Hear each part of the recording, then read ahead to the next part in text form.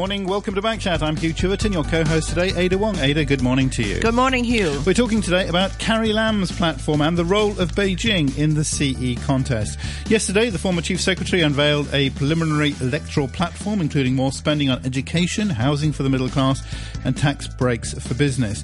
The liaison office has made clear that Carrie Lam is the only candidate approved by Beijing, and that has raised concern. Mrs. Lam last week refused to say if Jiang Dejiang's statements violate the Basic Law on one country, two systems, saying she's not a legal expert. Elsie Lung, meanwhile, says there was nothing wrong with Beijing's representatives in Hong Kong lobbying support for chief executive contenders because they were entitled to free speech like everyone else. Article 22 of the Basic Law prohibits mainland officials from interfering in Hong Kong affairs. Does that apply here? What do you think of Carrie Lam's programme so far? Share your thoughts. Our address, backchat@rthk.hk. Our Facebook page, Backchat on RTHK Radio 3, or call us on 233-88266.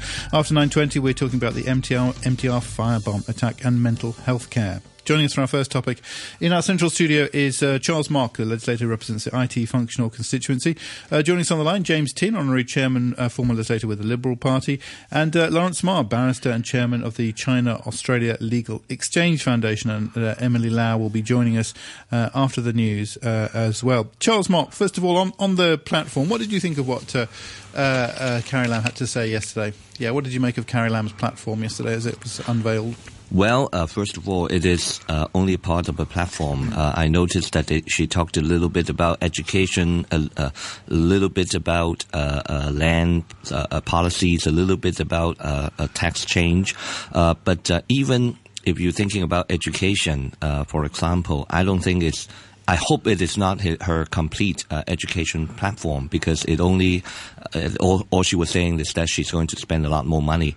I don't think that is a very, very responsible way of putting together a platform or presenting it to the public, or let alone the EC members, for them to judge whether or not she has a complete idea about how she's going to govern. And like I was yesterday asked by the media, like you, what do I make of it? It's very difficult to make of it. I don't want to say that, it's very bad or whatever, but it's incomplete. How do you judge something that is incomplete? And think about it. We're getting close to how many weeks before the actual voting? I mean, not let alone we are actually entering the nomination period today. Charles, she kept on saying that she would like to listen to more views before she would deliver to us the complete platform. Yes. What do you make of that? Well, I think actually I've told this to other potential candidates as well. When you come to your voters, you better have an idea about how you're going to govern, and you have a basic skeleton of your platform. You have a 1.0 before you listen to more views, and you can make amendments and changes, additions, and so on. That's great, but if you have nothing, you have almost nothing to present in terms of actual policies, in terms of actual measures. Not talking about, I want to make Hong Kong better. I want to make it more inclusive. Everybody happily working or living together in Hong Kong. That's if I try to be nice, I call that a vision. But that's not policy. That's not what we expect from a chief executive. So how different is John Tsang's platform? Well, he started out the same way, I'm afraid, but at least he started out a bit earlier, and by now he has a skeleton, and obviously there are still areas where we, the Pan-Democratic EC members, are not very happy with, and we're still talking to them. Actually, I'm going to talk to him later this morning with our group, and at least we are farther down the road in terms of, okay, you said this, we're not happy with it, or we think you should do more. But it's very difficult to do the same with Carrie Lam at this moment, because she has practically no concrete measures about how she's going to govern. It's a pretty smart, though, move, isn't it? I mean, when you're campaigning for chief executive, and to be honest, it's a pretty obvious one that maybe John Tsang could learn from, because he's got sweeteners for everyone. Everyone says you should spend more on education. Yeah, tick. You're going to give tax breaks to SMEs or smaller businesses. That's good. Yeah, everyone will like that. The business community will certainly go along with that. And you're housing for the middle class. There you go. Job done. Maybe, but I think a lot lot more people may see what they really want to, what they care about, and they don't see it in what you just mentioned in the above. And obviously, I think Carrie Lam knows that that's not enough either. Maybe her strategy is to capture media attention by squeezing out bit by bit her platform. But I just don't think that that is a very responsible thing to do. I mean, we don't expect that, for example, next week we're going to listen to the budget speech. I don't think people would expect that budget speech to last for, let's say, a month and a half, and we find out bit by bit, right? You want to know the whole thing because one part of it may affect our views on another. James Tin, good morning to you. Good morning. She's got Beijing. She's got the vote in the bag, hasn't she, basically? I mean, that's pretty clear. Why does she need to go all this extra trouble?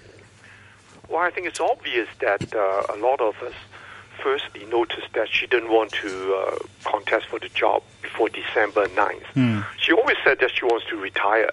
Then obviously she won't have any platform that she has a sort of plan. So all along she was just executing what CY and the government wanted to do. And now all of a sudden, for some reason, she decided she wants to have the job. Now, there were rumors that she actually would promise the job before she accepted. Then, of course, she could do it in a more laid-back manner. But the problem with, I think, both of them, Zhang Zhang and Carrie, is that they were past government top officials. So how could you draw a line with what CY has been doing to their position today? People could ask them, well, this tax break thing, how come you didn't do it while you were the chief secretary or the financial secretary? That's including Zhang Zhang. And the thing about education, why didn't you do it, Carrie? You were in charge of the portfolio on the education together with Hakim. But I do like what Carrie Lam said about that. She said that she would support CY's good policies, which is a great way of putting it, isn't it? Because does that mean that all of them were good because they were good policies, or he's only going to support the good ones? It's very obvious. Both candidates, especially Carrie today, every time she meets a certain number of electoral college voters, election commissioner voters, then she picks up something that they want. It's just like doing business. I have no view, but since you want this, I give you some. Carrie has always been sort of accused that she knows nothing about business because her career she's in the social welfare side. Then all of a sudden she come up with this, okay, $1 million or $2 million SMEs, I would take 10% tax from you. Of course, that's welcome. But people would think that, is that really in your platform? Are you doing it simply to get the votes? But the point I want to make is actually regarding CLO, the Central Liaison Office. I think Carrie is very worried with the hard-handed tactics by the Central Liaison Office. She might get the nominations. She might get the nominations from the SMEs, including Liberal Party's sector in catering, wholesale and retail. These are all SMEs. So she will have at least to do something that really affects the SMEs because she will be afraid that by March 26, when the actual voting takes place, all these people that was twisting their arm to nominate Carrie might not vote for her at the end of the day. So all these gestures about taking care of the SMEs and then the education sector are concerns that she should have. Is that these people who nominated her are really not for her. They did it because openly you have to please Central Liaison Office of Beijing.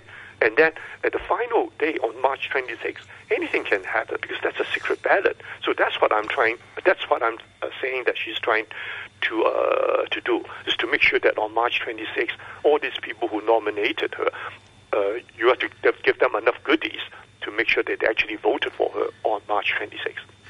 James, I did hear a lot of people talking about that she'll have lots of nominations, but at the end, how many votes she'll get. Do you think this is a real problem, or is it imagined? Well, I know it's a real problem. I could name names, but I'm still the honorary chairman of the Liberal Party. We have plenty of votes on the business side. And if you look at the business side, they should really be pro-Zhang Zhang. The social welfare side should be pro-Carrie. And then, interestingly, the public opinion, if that's the case, should be pro-Carrie because the mass media certainly wants someone who's been in the social welfare side more than the business side. But now it's completely different. Zhang Zhang somehow has a popularity and the business votes. But then the businesses are now forced to nominate Carrie. Now, that's our nomination. Ada, what what will happen on March 26th on secret ballot. What's deep down in their heart? Who will vote for who? So I think both candidates now have to cater the actual nitty-gritties about the education sector, the social welfare sector, or the business sector to give them something that you actually buy their heart over and not just their hand over on the nomination form. Well, what do you think of what the liaison office has been saying? Do you think it's... why have they been doing it? What's the effect, the real effect? And is it legitimate? Is it lawful? Is it within the basic law? You talk about Article 22. But Article 22 about interference, I think they're referring to the governance of Hong Kong in interference, whether your education policy got to be like that, or the social welfare policy or housing policy. That kind of interference about the governance of Hong Kong. Very few people interpreted that interference as interfering in the very top subject, the selection of the chief executive. But if you look at it, the fact is that Central Liaison Office could not be like Maria Tam said. Well, this is freedom of speech. Did she say that? Or Elsie Leung. Oh, sorry, Elsie Leung. I'm sorry. I got to make sure what I'm saying. It's Elsie Leung said that. Well, but I don't think the Liaison Office could use that as reason. I don't think, have freedom of speech in Hong Kong because they do represent the central government. When they put up the indication, but I prefer Kerry, doesn't the SME voters listen to that because it's a nomination? Well, you suggested that. You don't have to threaten me. But the fact that you simply said that you support her and only her. Now, only her, that's the word that's a problem. You said that I could support either one of these. That's what the originally 831 sort of political reform wanted to be. That if the central government approves 2 or 3 candidates, let the 5 million people choose. Similarly, if the central government approves the 4 of them, the all pro-establishment, excluding long hair, why don't you just leave us alone and let us choose? Why do you have to say that this is my preferred candidate? Or to make things even worse, this is my only preferred candidate. So it's now, I think, in the reverse, in the sense, it's offending a lot of the EC voters, is that I would vote for Kerry anyway, but because of your high-handed pressure, I might nominate her. But, well, I really have second thought on the March 26th because I don't want to be forced to doing something that I really don't feel good about it.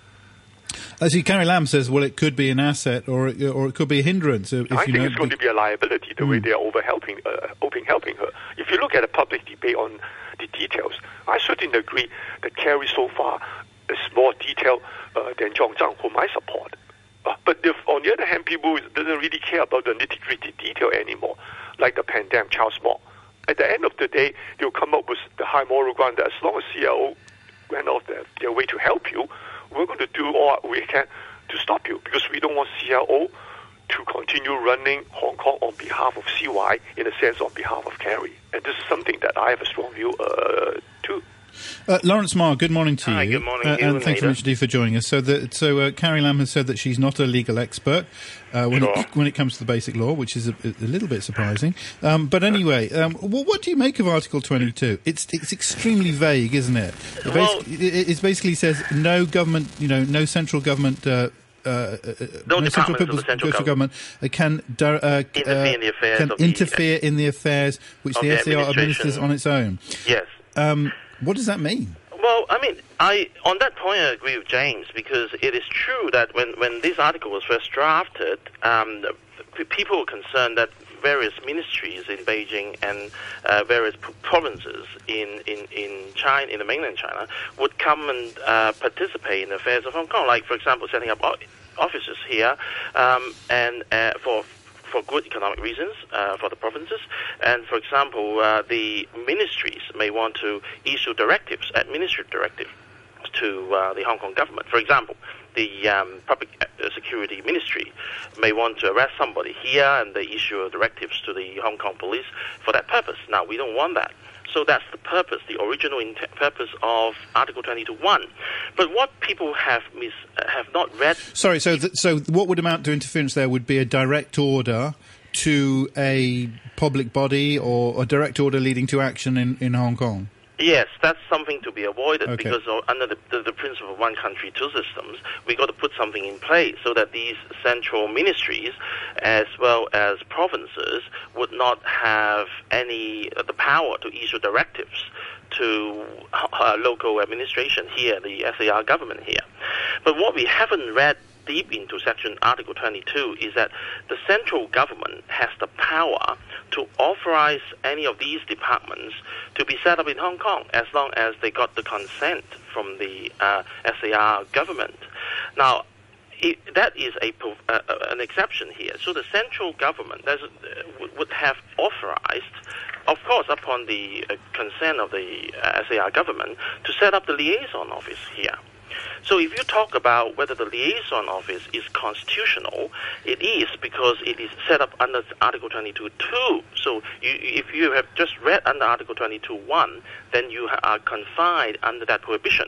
But if you read deeper, there is an exception to that prohibition, which means that the central government has the power to set up an authority here to deal with things here. And that's quite necessary because, for example, in a kidnapping case, for example, the suspect has in Hong Kong committed an offense and has absconded to the mainland China. Now, Hong Kong people and Hong Kong police would want to have him apprehended in the mainland and brought back here for trial. Now, without hang on, back up a bit. Doesn't it mean that you can set up those offices, but they can't interfere? It just says you can set up offices. It doesn't say what those offices will be doing. If they're just doing trade, issues or something like that, that's one thing. If they're having a decisive role in the selection of the chief executive of Hong Kong, that's a pretty direct kind of action, isn't it? That's a pretty significant thing that they're doing. Well, yes, the Article 22.2 actually authorized an interference as an exception. So, I mean, the power... It doesn't authorize interference. It says that they can set up an office. Yes, but that you got to read it together with 22.1. You can't just read 22.2 by itself. So, 22.1 is a prohibition. You can't interfere. No departments can interfere in the affairs of Hong Kong which it administers on its own. But the exception is if there is a need for a department to be set up here, the central government can authorize that with the approval of with the consent of the Hong Kong government. So Lawrence, then the basic law is silent as to what this department, which is now being set up in Hong Kong, can do. You said that it can deal with things. So what kind of things could it deal with? Well, the basic law is a framework. It doesn't go detail into particular paragraphs and subparagraphs as to what the office can or cannot do. So that's not what the basic law is silent. You're right on the details of what a department set up in Hong Kong can or cannot do. But since it is an exception to 22.1, 22.1 talks about interference in the affairs. So if that is an exception to 22.1, it must have impliedly confer an authority for the office set up here to, wouldn't want to use the word interfere, but in fact it is to deal with the matters in Hong Kong that the central government... Again, there's no suggestion there's an exception, and it would, your reading would imply that if you set up a government here with the approval of if you set up an office here with the approval of the government, you could do whatever you liked. You could arrest people, you could grab booksellers or something like that, or... Well, Article 22.3 would answer your question, Hugh, because all these officers would have to abide by the laws of the region. So you cannot exercise powers that you don't have. Like, for example, exercise the power of arrest of anyone in Hong Kong and take it back to the mainland, because that's not authorized by the Hong Kong law. So you got to read deeper. Talk about Hong Kong law. Our election law on the chief executive is similar to that of the election legislative council. If you deter people from entering contests, or you influence people either by giving them a bribe or by threatening for certain candidates, that is against the law. Charles Mott, do you want to weigh in? Well, I think Lawrence gave us a very interesting interpretation of the basic law. He can certainly have his own interpretation. James has his own interpretation. I might have mine. But the most important thing is the people of Hong Kong have their interpretation, or maybe even their expectation that there shouldn't be interference by the mainland, and in particular the China Liaison Office. If the basic law doesn't mention something, it doesn't mean that it can be be done. Like all of a sudden, if Lawrence can think up of all these exceptions, then why didn't these exceptions, why weren't them put in place explicitly? So I think the reality is, as James mentioned, one could argue that the China Liaison Office might have done some of these things to deter certain candidates or potential candidates from entering the race and to run and so on. That is clearly against the spirit or the letter of the local Hong Kong law. So I think obviously, we go back to the current situation with Carrie Lam. I think she knows very well that it has become a liability to her. I have mentioned in the past that there were cases of some even pan-democratic camp EC members being contacted by the China Liaison Office to try to swing them. And I have come to notice that those activities has been scaled down recently, possibly because of the political pressure, or the popular sentiment. Even the China Liaison Office is finding out that this is going to be backfiring on them, but it's only for us. That's with the Democratic camp. You mean that's with the? I cannot say for the pro-establishment camp, or maybe they're finding out that it didn't work anyway, so they're saving. They're not doing it anymore. But I would be interested to know, for example, from James, whether these activities has been escalating or not in recent weeks, as obviously people are very concerned about a potentially a chief executive being elected with a heavy debt owed to the Central Liaison Office. What would that happen? That would clearly be not in the best interest of Hong Kong. Charles, what about your own vote? Are you going to nominate someone? Well, I'm still looking at it. We're trying to, as we said on Saturday after our meeting with our group, we have decided in a way that at the moment we're leaning toward nominating Judge Wu and John Zhang, making sure that they can enter the election, and also looking at the result of the civic nomination. If that nomination process, a candidate can reach their declared threshold, we will probably also consider that as well. But obviously, we may not have enough vote to go for all three of them. So we'll have to make a decision maybe a week or so from now in the end. Justice Wu has suggested actually putting Article 22 legislation in place. So, I mean, giving that article the force of law in Hong Kong in a statute. How would that work? Any ideas?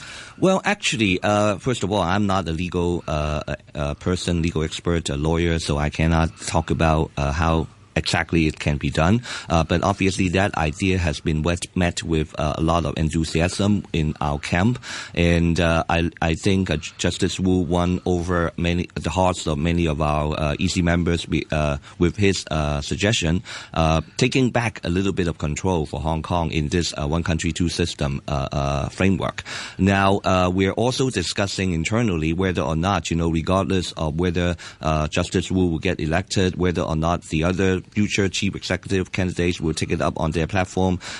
We might even consider within LegCo, some of our colleagues from the legal sector may consider to put together a private member bills in the coming year in order to try to see if we can actually explore how it can be done. What about reality. a deal? Yeah, Article 23 for Article 22?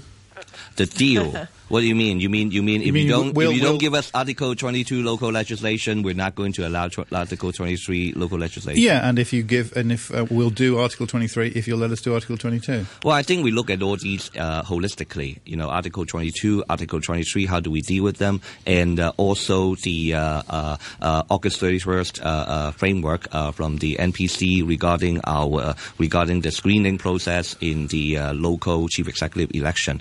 We do look at all those things holistically. On the point whether you ask whether the CIO has backed off or not, today happens to be February 14th, the first day of the nomination, and March 1st will be the last. I think this 2 weeks will be very interesting. We see whether the liaison office is backing off. Personally, I don't think they will. They'll be going after all the pro-establishment, getting those nomination forms sort of on behalf of Kerry. And this is what I don't think is the right thing to happen for Hong Kong right now. Well, James, everybody knows that Kerry will have enough votes for the nomination to get in. So is it, a wiser strategy not to get more than she could? Well, this is another point that people make.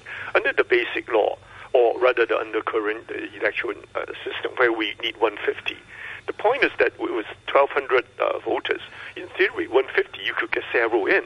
It's not about shutting people off. It's just a minimum requirement. But on the other hand, if one candidate gets like 700, which is their aim, then what's left in the pro-establishment side is only 100-some votes. So they're actually saying that by not getting so much nomination, even in the Henry 10 days of 2012, that didn't happen. But so by getting all the nominations for Kerry, basically you can nominate two persons. You couldn't say I nominate both of them and see what happens. And all the pro-establishment are now forced to come up with a nomination. If you don't nominate Kerry, it's already like you're not taking instruction from CLO or the central government. And this is where the problem lies. Now, how many of the pro-establishment by March 31st actually did not nominate for Kerry or any of the candidates, which means they do not nominate anybody. Now, that's another figure that's worth studying. Okay. Would there be something like at least 100 EC members from the pro-establishment side who by March 1st did not nominate anybody? But eventually they will go and vote. Now, these are the numbers that CLO will be very concerned about. Okay, the nominations, of course, are open, so everyone can see who's nominated who. So if they want to open, say that I don't want to offend John or Kerry, I think both of them are okay, then the alternative is I won't nominate either of them. Okay. But CLO is not even accepting that. James, thank you very much indeed. The weather, mainly fine and dry. 16 degrees at the moment, relative humidity is at 60%. Back in 3 minutes. And security will be tight at the more than 13,000 polling booths. The election is highly charged, with conservative groups arguing the Quran prohibits Muslims from voting for the incumbent governor, who's a Christian. You're listening to the news on RTHK.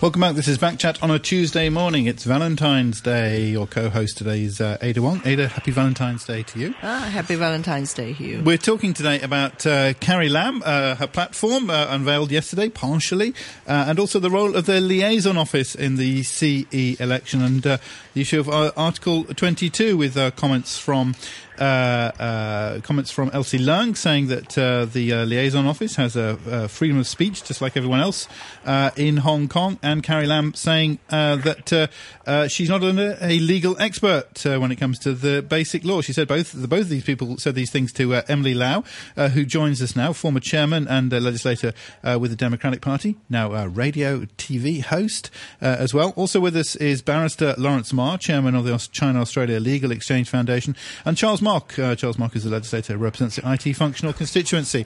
A couple of emails. Let's have a look. We were speaking earlier to James Tin as well. Tom, in an email, says James Tin makes much sense and has too much courage, hence he's not in Legco anymore. And Peter says, regarding the role of the liaison office from your report, Elsie Leung, who is, I believe, deputy chair of the Basic Law, is not arguing that Article 22 doesn't apply, but that the mainland officials have freedom of speech. So Lawrence Ma's tortuous argument that Spade is actually a banana seems to be beside the point. Meanwhile, it's somewhat hypocritical of Elsie Leung to argue the freedom of speech case when you're talking of officials of the government of the sovereign power that is committed to letting Hong Kong people run Hong Kong. Would Elsie Leung defend the freedom of speech of the Hong Kong independence supporters? I doubt it. That comes from Peter. Peter, thank you very much indeed for that comment. Emily Lau, good morning to you.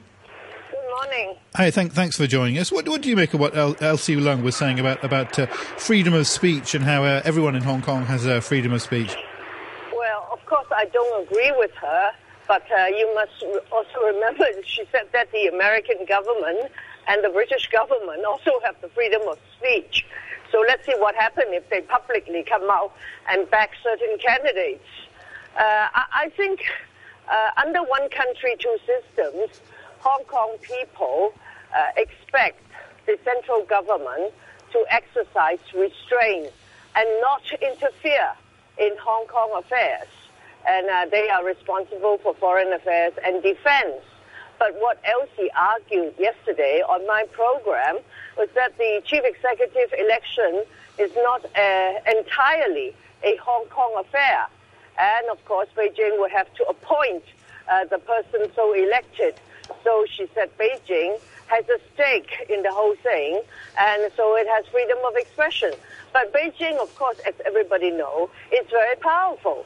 And many of the voters of the election committee look to Beijing to see who they like, and then they will follow. And Elsie said, no, that's not the case. They all have their own conscience, and they all do the right thing, the thing that they themselves believe in. I'm glad that Charles Mock is also there. He's a member of the election committee. He can tell you how independent-minded these people are.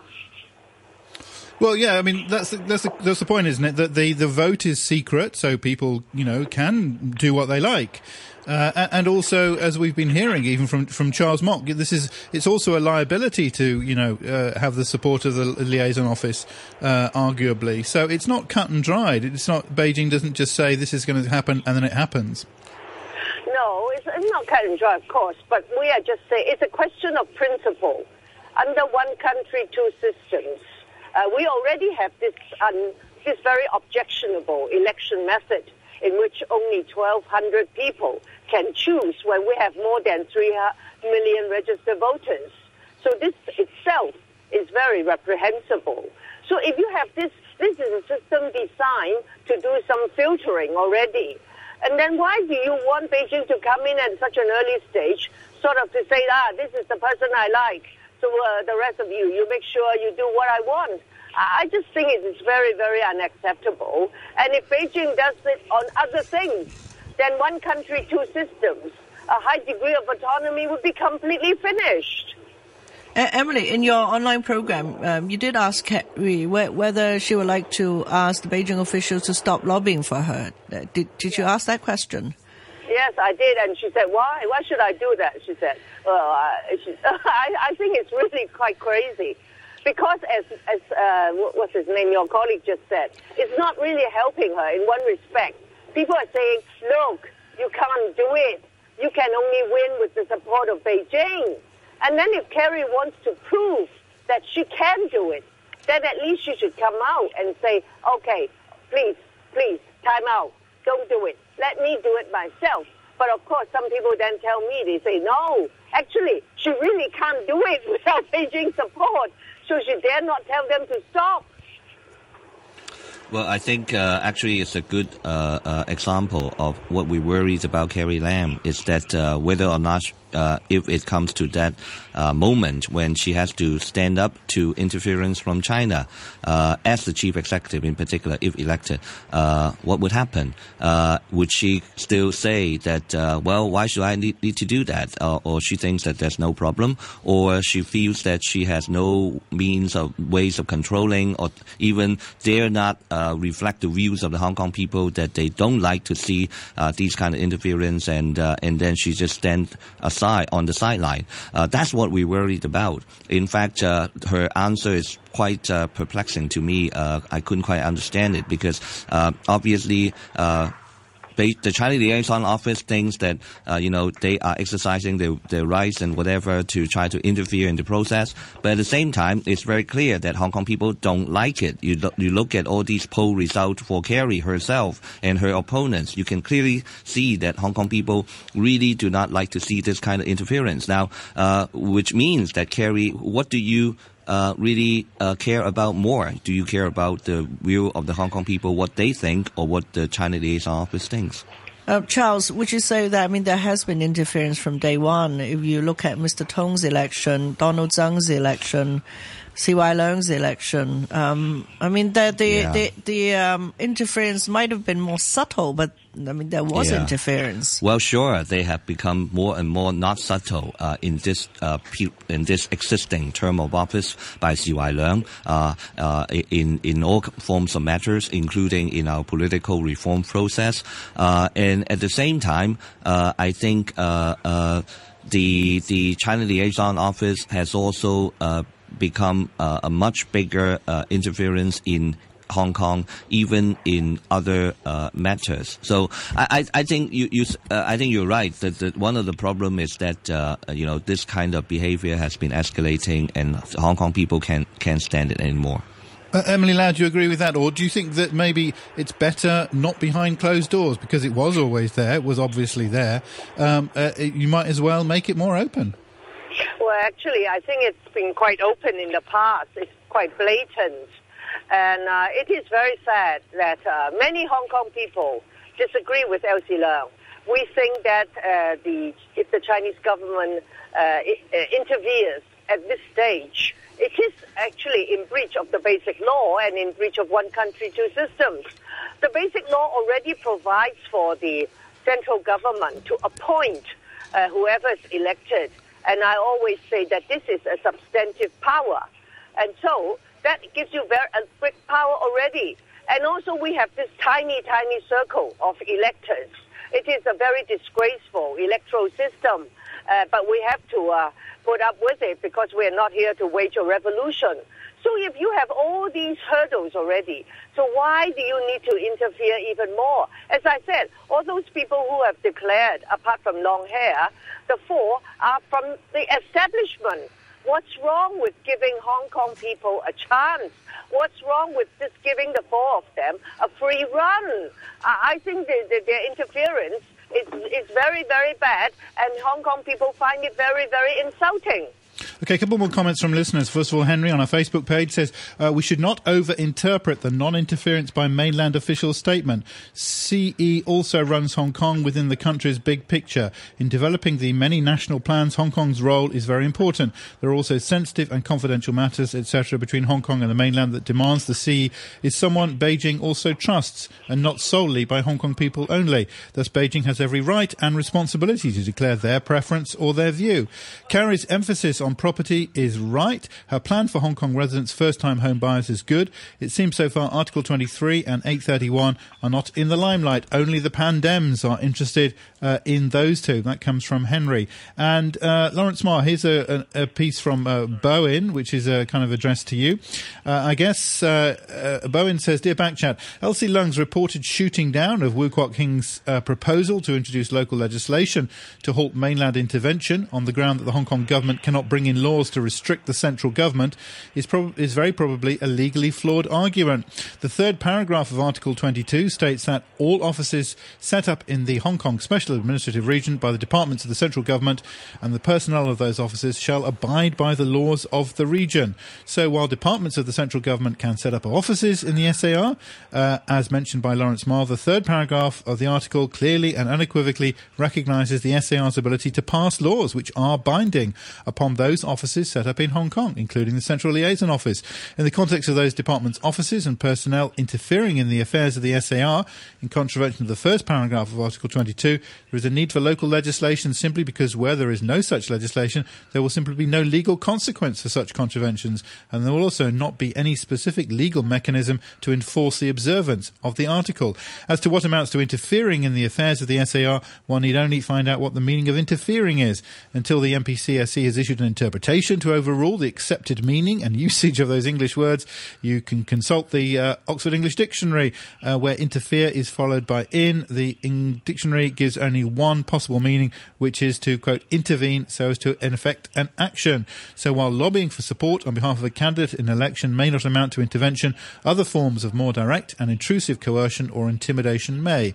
Again, where it involves such overt forms of behaviour, forcing the hand of somebody else, it's certainly much more than the type of freedom of speech referred to by Elsie Leung and will be barred under Article 22. In short, the reason why local legislation is required is the actual implementation of the first paragraph of Article 22. That comes from Bowen. There's an argument for introducing the kind of legislation that Wu Kwok Hing was thinking of. Lawrence Ma?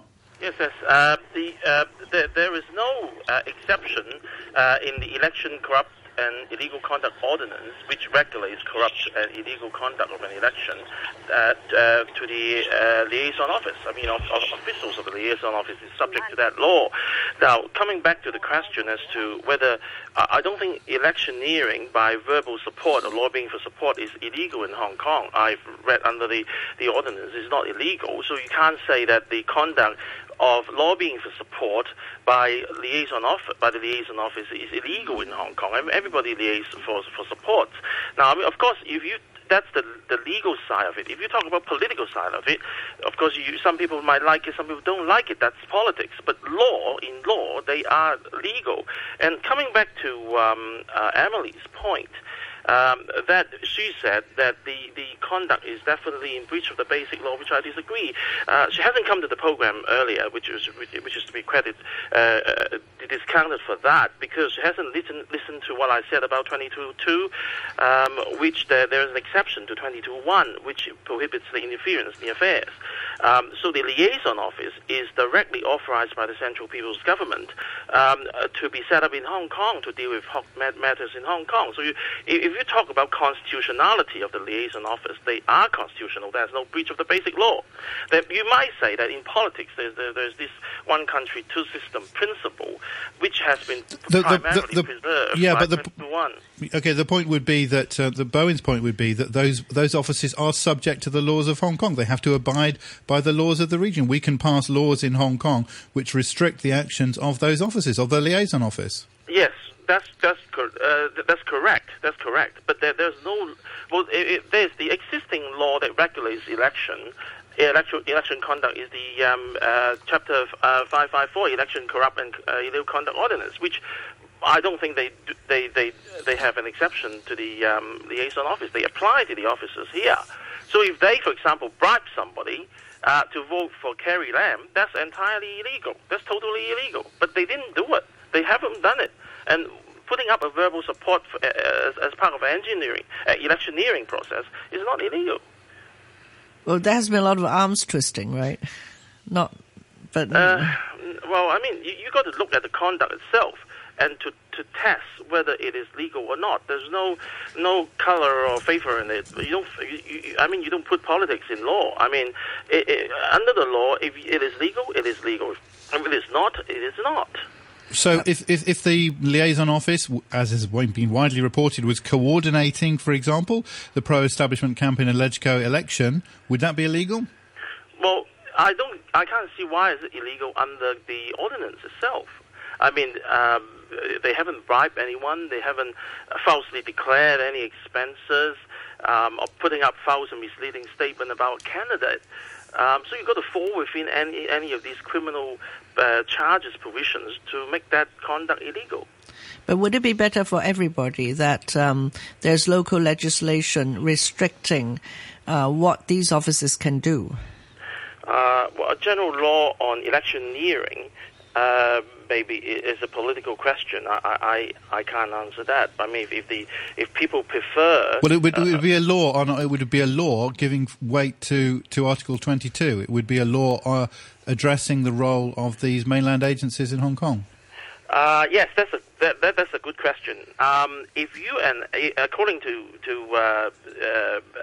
Justice Wu, that he's proposed to put forward a law on Article 22, I assume, I haven't read the content. There is no content of it. But if it is to strip the function and power or the function of the liaison office in Hong Kong, I'm not sure whether that would be vetoed by the NPC, because all legislative bills, if they become law, they have to be reported to the NPC for the purpose of recording it.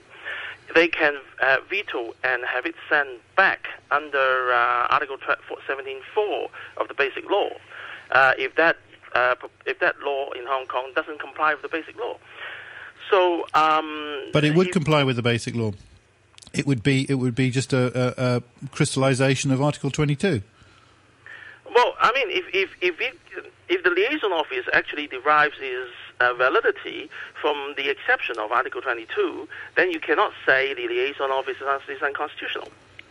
So any law that prohibits the establishment of that would be unconstitutional. It wouldn't prohibit the establishment, but it would prohibit their actions, and they are subject to the laws, as Bowen pointed out. They're subject to the laws of Hong Kong, and if you passed a law which said you can't interfere in the chief executive election or the legislative council election, then they'd have to abide by that, or they'd be in breach of the basic law.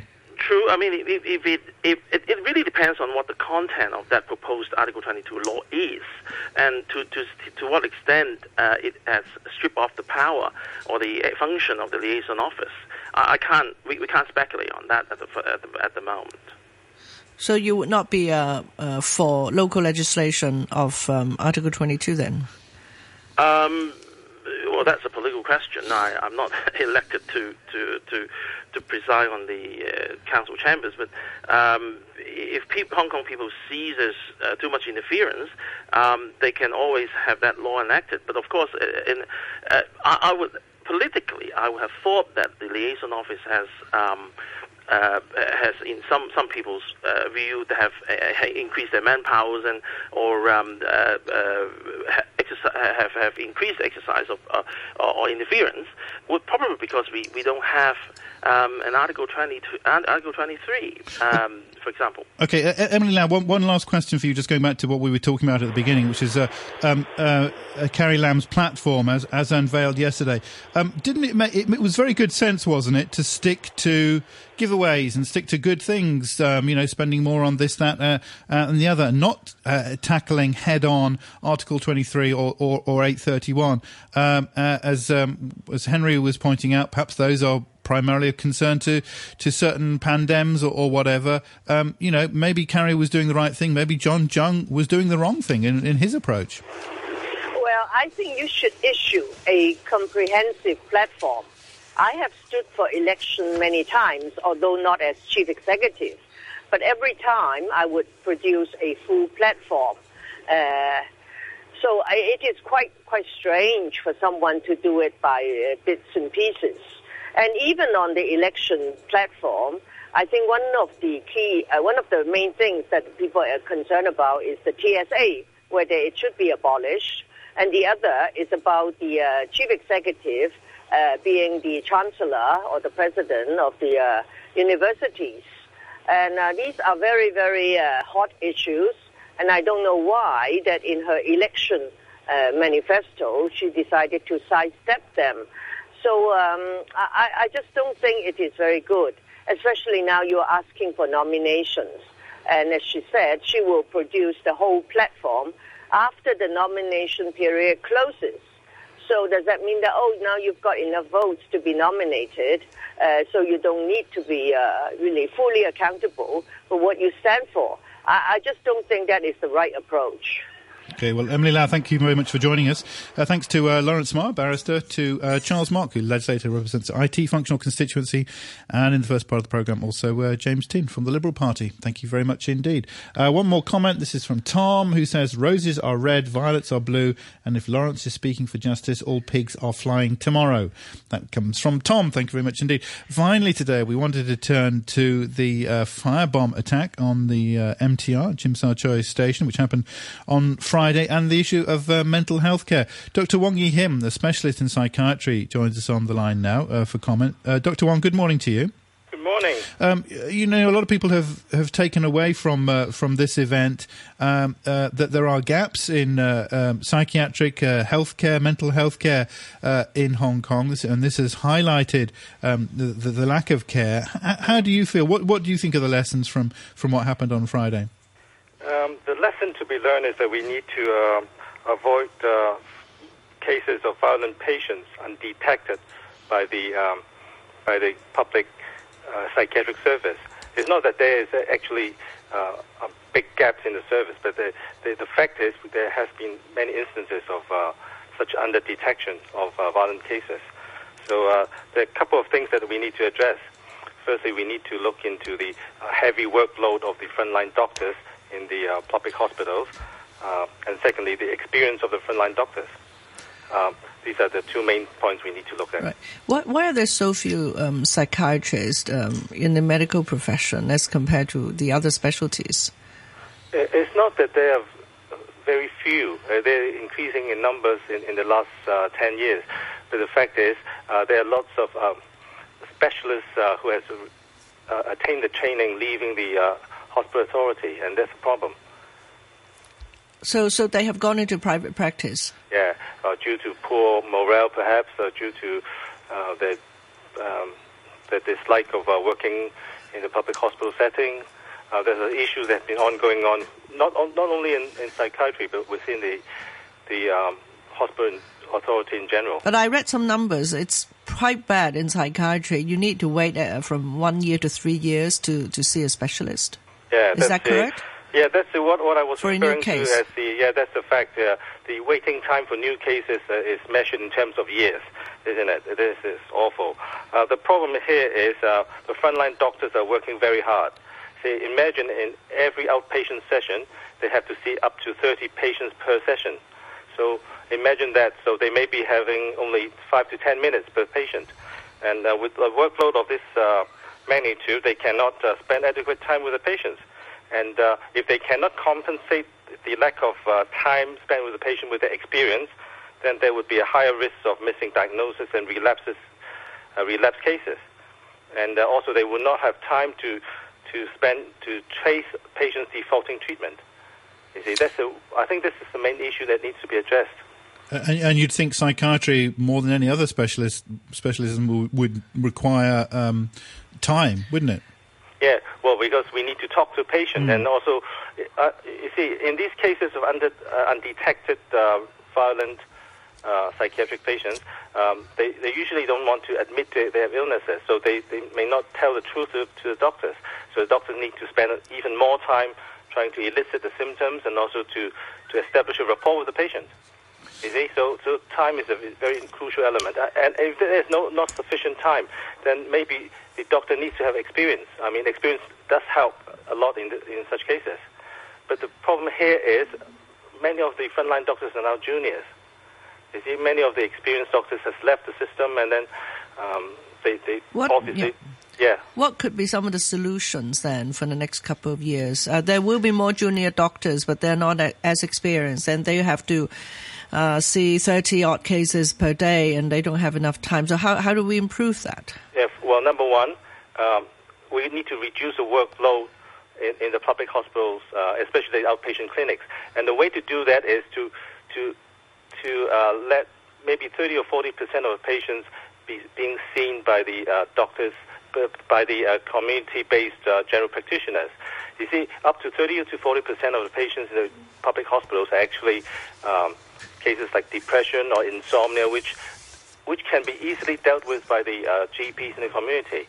And they currently, the Hospital Authority already has a system called PPP, public-private partnership. And they're going to, if they were to implement that on time, then they could lessen the workload of the public psychiatric clinics, and then they would have more time to spend with the serious patients that really need their attention. So that's the number one solution. The number two solution is they should have a system in place to allow experienced specialists in the private sector to go back to the Hospital Authority to work part-time. See, currently they say they have such a system, but there is a lot of bureaucratic hurdles, and they are not doing that proactively. So these private doctors need to search or look for jobs, and then it's not easy to do that. So if the Hospital Authority can proactively recruit some of these specialists, who are most of them very willing to spend 1 or 2 sessions per week working for Hospital Authority, and then they could supplement the lack of experience in the public hospitals. Dr. Wong, here's an interesting email. This is from Mr. Tang, who says, the arson attack at Chim Sa Choi was an inevitable consequence of inadequate psychiatric care for mental patients. In any districts in Hong Kong, one can see people allegedly with a touch of mental illness roaming free, muttering to themselves and displaying unusual behaviour. People can say the politically correct things all they want, but it is human nature to fear abnormality. The best thing one can do in a situation that might escalate into something disastrous in public are to stay alert, walk away, inform others and seek help. The suggestion of attempting to subdue the perpetrator is all hogwash. It's suicidal for an unarmed civilian to wrestle with an emotionally unstable person. Of course, fixating on phone screens is a non-starter. That comes from Mr. Tang. I mean, you do see people, especially in crowded areas, who, do show signs of poor mental health. They might be talking to themselves or acting, unusually in various ways. What should we do? Should we run away? Should we call the police? Definitely not. Or what? See, having psychiatric patients in the community is not equivalent to having violent patients in the community. The fact of the matter is the proportion of mental patients with propensity for violence is the same as people with no mental illness. They are not more violent than non-mentally ill people. You see, and in every community there has to be a proportion of or people who suffer from mental illness. So we cannot say that they are people we need to run away from, you see. And more importantly, we need to reduce the stigma of psychiatric illness in Hong Kong. It's a very prevalent belief that psychiatric patients are dangerous, and then that creates a lot of stigma. And the problem with the stigma is that leads to a reluctance for some patients to seek treatment, you see.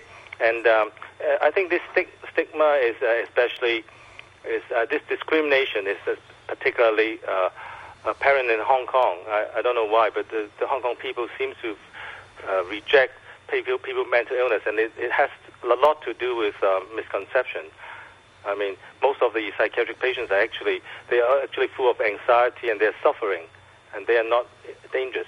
I mean, we cannot use an isolated case as in the MTR incident, and then extrapolate that into saying that everyone are violent. This is simply not true. Sure. Okay. Well, Dr. Wong, thank you very much indeed for joining us this morning. There, a specialist in psychiatry. One more word from Bowen.